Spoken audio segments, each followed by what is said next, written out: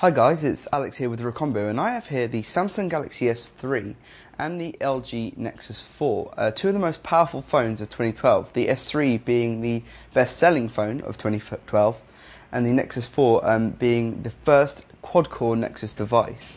We're going to see them side by side and see which one has the edge.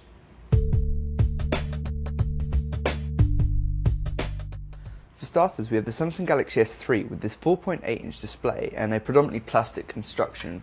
On the front we have a home button down here, a physical home button with two capacitive keys either side which light up when they're needed. There's a earpiece up the top and a 1.9 megapixel front-facing camera. Around the edge you'll see this chrome band, which is really quite nice. It adds a lot of class to the design despite it also being plastic, as the entire construction of the phone is. There's a lock key here and a volume rocker here. And on the back we have a removable back panel with an LED flash, an 8 megapixel camera and a loudspeaker, and underneath the back panel we have a removable battery and room for a micro SD card, which is expandable up to 64 gigabytes on top of the internal memory, which is quite impressive. It gives a lot of versatility to this phone. In comparison, the LG Nexus 4 is for a more premium design with more premium materials. It's glass front and back. On the front we have a 4.7-inch IPS display with no buttons at all. It's a completely buttonless fascia, and that's down to the fact that stock ICS and stock Jelly Bean support these on-screen buttons for the entire UI. There's also a 1.3 megapixel front-facing camera here, and again we have a chrome strip around the edge, which is a shiny chrome this time. It's very, very nice, as well as a chromed lock key and a chromed volume key. There's also a micro SIM tray on the side here, and that's because this is a unibody design. Unlike the removable nature of the S3, everything is integrated, so there's no room for removable memory, there's no removable battery, it's all integrated into the phone. On the back here, as well as this glittery pen that you might be able to see, in the bottom corner here we have the loudspeaker, and on the back we also have an LED flash and an 8 megapixel camera. And charging, as I said before, will have to take place through the micro USB port. You can't change the battery out as you can, so there's a little bit of flexibility lost on the LG that is available on the S3 thanks to that removable back.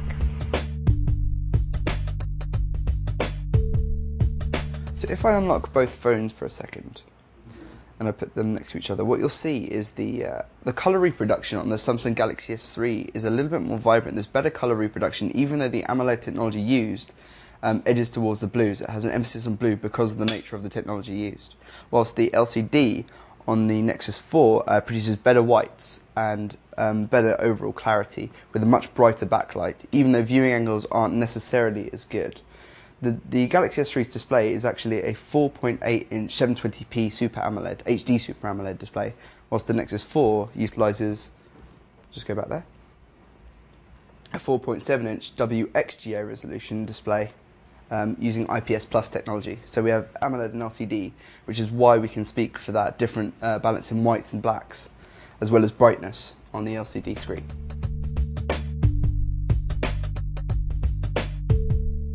Now on paper, performance-wise, these two phones are very evenly matched. The Samsung Galaxy S3 utilises a 1.4 GHz quad-core processor made by Samsung with a gig of RAM, whilst the Nexus 4 is the second phone after the LG Optimus G to use a 1.5 GHz Qualcomm Snapdragon S4 Pro, which is another quad-core processor and a very hotly anticipated one at that.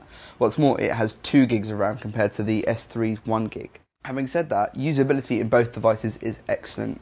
Navigating the UI using Jelly Bean 4.2 with, of course, Project Butter on the LG means that the UI in terms of application, opening, navigation, in the application drawer here you can see it's extremely fast and fluid. And the usability of stock Android has come a long way since Ice Cream Sandwich. There's a lot more going on just from the stock experience without any additional apps and services needed. Having said that, Samsung have done a fantastic job. The UI isn't quite as smooth, but it's fast enough. You're not going to notice any issues with the navigating the phone, and TouchWiz adds a lot of customizability to the operating system.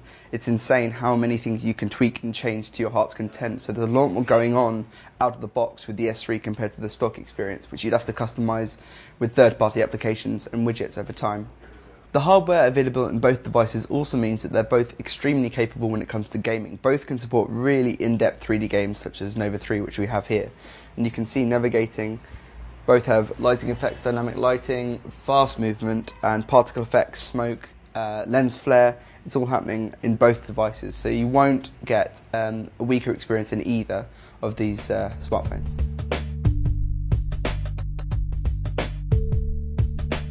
It's difficult to say that one of these devices is finitely better than the other. Both have excellent hardware and a really well-rounded user experience, and they'll both age gracefully going into 2013. The Samsung Galaxy S3 has a really great out-the-box experience with widgets and apps already implemented by Samsung to provide you with all sorts of things that you might need. If that's too much, then the Nexus 4's more minimalist take on Android will offer those who like to tinker and tweak a lot more freedom because they can choose whatever they want. In terms of price, both are available in 16 gigs and the prices isn't too dissimilar. The older Samsung Galaxy S3 has now dropped down to around £380 to £400 SIM-free, whilst the LTE version with the extra gig of RAM is probably about £100 more. If you're able to get it from Google, the Nexus 4 can be had for about £279, but if you can't get it directly, and it's very hard to, then it's available elsewhere for closer to £489. So it depends where you buy these devices from and which model you go for, but they're both excellent and they both have their own strengths. If you have any questions, drop us a comment below, and if you want to find out more, head to recombi.com/mobile or click the link in the description.